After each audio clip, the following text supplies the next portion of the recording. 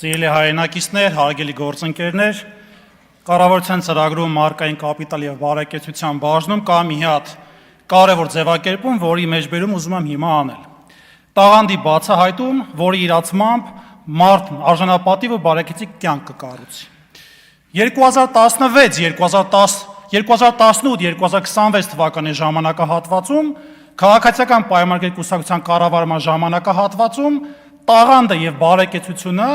ներողություն եմ խնդրում այդ ձևակերպման համար, քացու տակ են գցվել այս իշխանության կողմից։ Հայաստանի Հանրապետությունում ինչքան տաղանդավոր մարդիկ կան, ովքեր փորձել են սուր քննադատության ենթարկել այսօրվա իշխանությանը,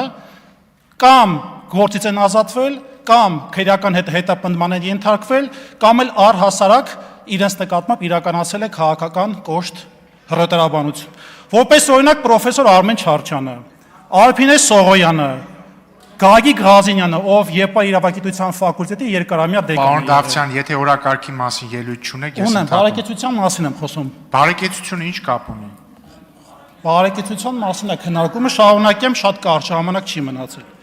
Հասարակական կյանքում մարդկանց դեմ իրականացվող